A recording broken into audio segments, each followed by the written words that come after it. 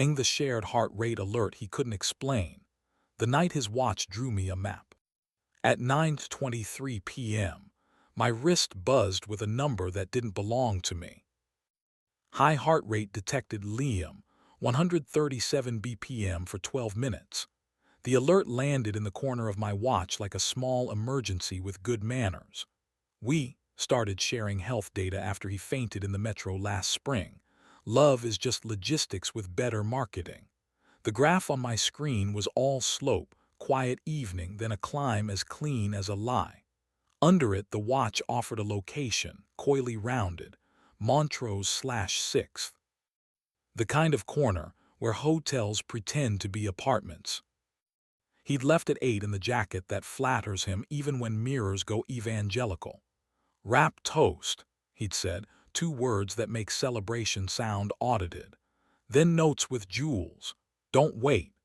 Jules is sound. He carries microphones like small animals with delicate tempers and listens like confession is billable.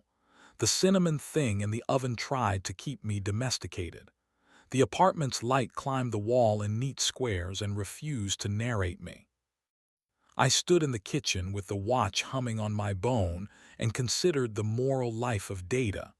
Men used to be betrayed by lipstick on collars.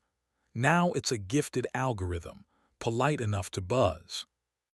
I put on the jacket that knows how to mind its own business and took the stairs 2 at a time, because elevators tell you things about yourself you can't walk off. The air outside had picked a temperature and stuck to it. My breath came out performing sincerity. Montrose and 6th is where a mid-century hotel wears a new name, and a scent pumped through the vents that says Lemon had money. The lobby was dim in a way that flatters promises. A piano at the far wall played to itself, player mode, no pianist, a self-possessed soundtrack. The front desk smiled with the kind of discretion taught at expensive trainings. I didn't ask for a key. I didn't need to turn staff into characters. Health data had offered me a breadcrumb. I followed crumbs. The bar is sunken, all copper and forgiveness. On a small table near the plant no one waters properly, 2 tumblers sat with the kind of condensation that earns adjectives. A napkin with a pen-stabbed heart in the corner tried on audacity. I scanned the room the way a person does who's hopping to be wrong. He wasn't there. The elevator exhaled a stranger and swallowed a pair on their way to rehearsing regret. The piano worked through something romantic without witnesses. The watch buzzed again. Liam, 147 BPM for 3 minutes. A small arrow, show on phone.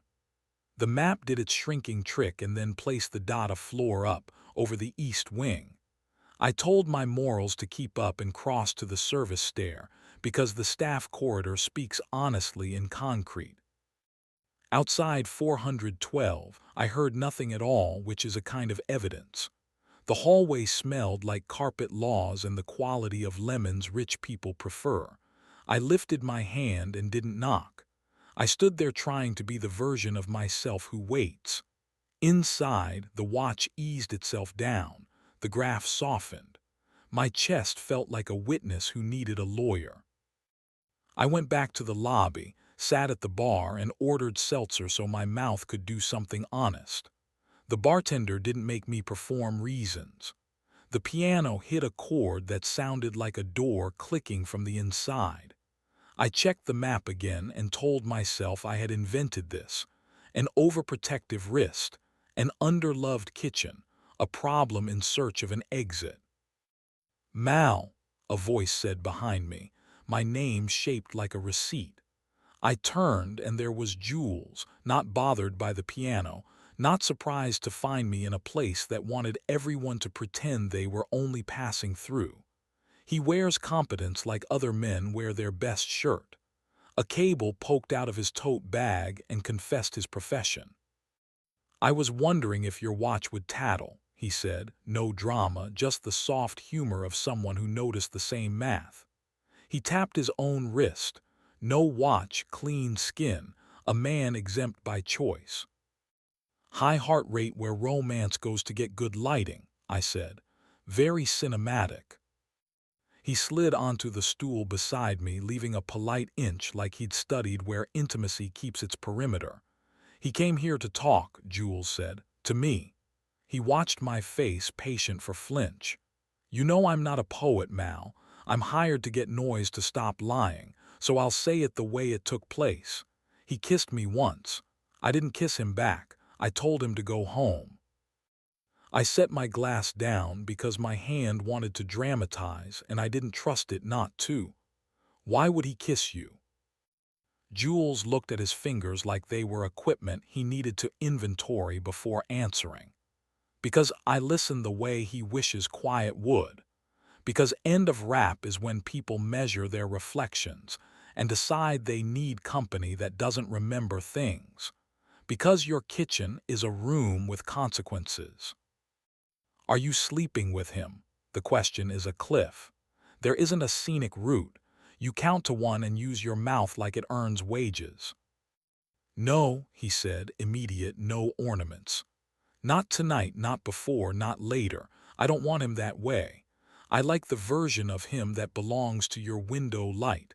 I like my job and my sleep. I like not being the story. The elevator produced a couple that figured out the plot of their evening before they had to speak it.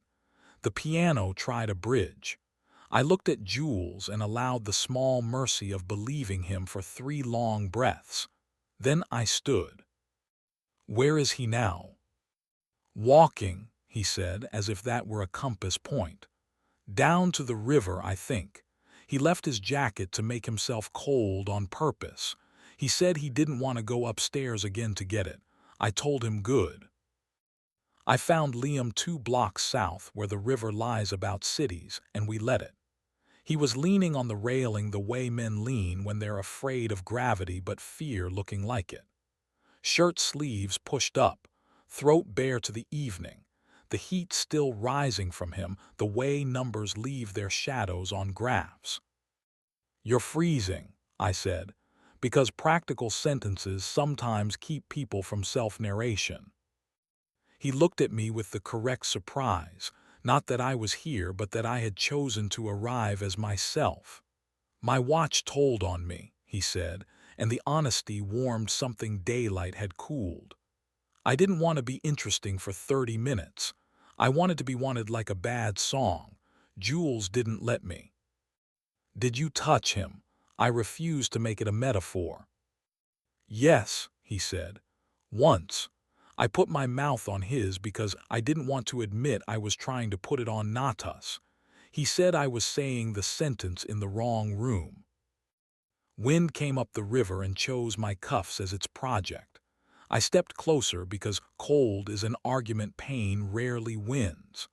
I lifted 2 fingers to the soft inside of his wrist where men keep their apologies and felt his pulse write my name there without permission. His eyes closed like doors that expect hands. Under my palm at the small of his back, his heat remembered me like a password. You like wanting that proves something kindness can't, I said. I didn't make it cruel. Cruelty is lazy precision. You treat intimacy like a sport and honesty like off-season training. You like to coach, he said, half-smile, almost a bruise and almost a joke. Which is unfair and also why we still have furniture. What do you want? I asked. Right now, not the apology you drafted for daylight. He stepped into the inch that becomes a lie if you honor it too long. Heat moved through cotton like a fact I didn't need to argue. He spoke close enough that punctuation found my lower lip. I want to go home, he said. I want you to want me where our towels remember us and desire doesn't need a lobby. So I kissed him. Not hunger first. Relief. Relief is the kind of appetite you can walk back through a city with, not asking its permission. He leaned into it like debt that finally likes its math. The river put on its best impression of a witness who minds its own business. A cyclist passed and let us be temporary architecture. We didn't go back to the hotel. We didn't pretend to need a drink. We walked home rue by rue, inventing the habit of not speaking until the apartment door forgave us. The cinnamon had kept faith beyond the call of sugar. We ate it at the counter with our fingers because forks would have lied.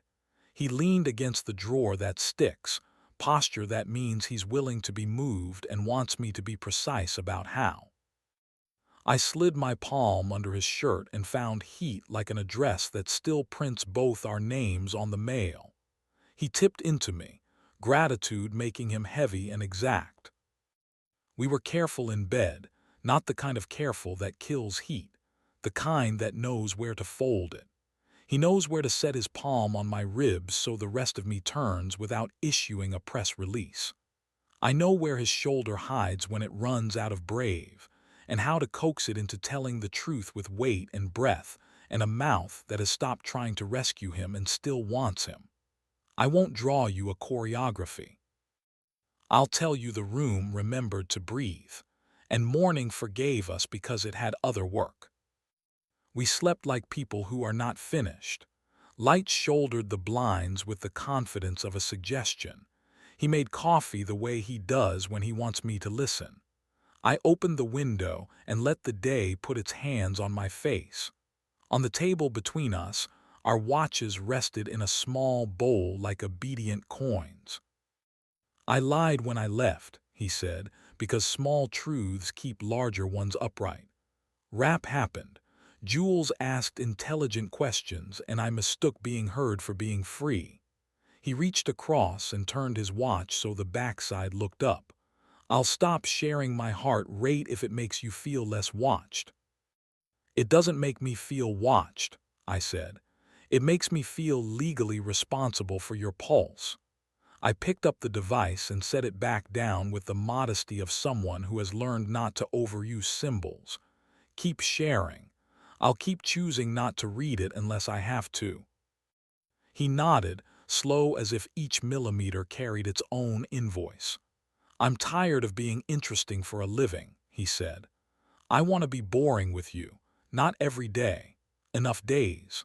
I want to be the man who brings you health alerts because he biked too fast up the hill, not because he kissed the wrong person in a room with lemons. Jules said you kissed him once and left it there, I said.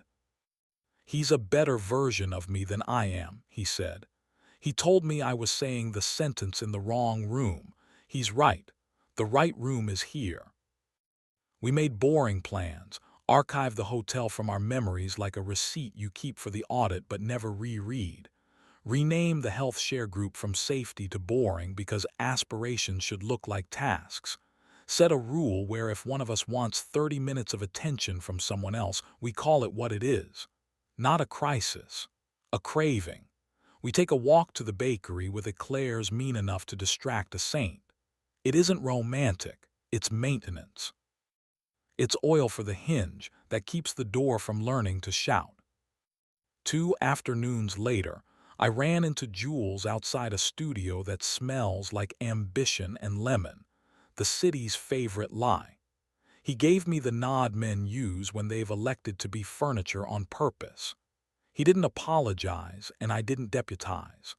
We stood beside a poster for a show that promises to rescue you from your life in 98 minutes.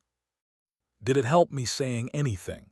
He asked, not fishing, just curious the way professionals test microphones with their names.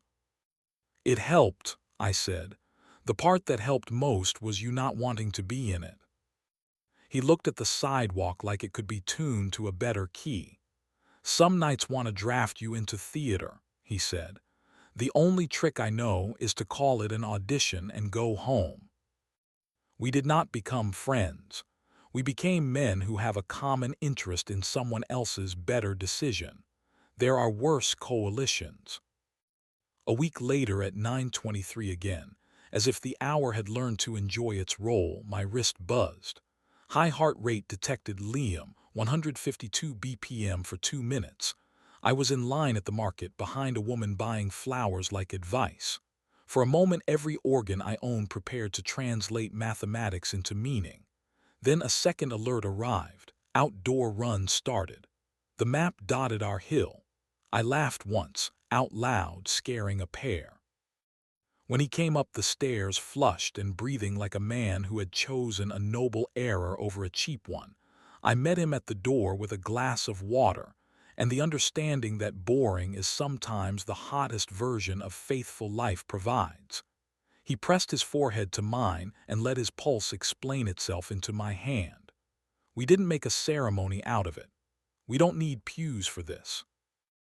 On certain nights when the city forgets to be clever, his mouth finds mine with the urgency that belongs to thunderstorms and the patience that belongs to laundry.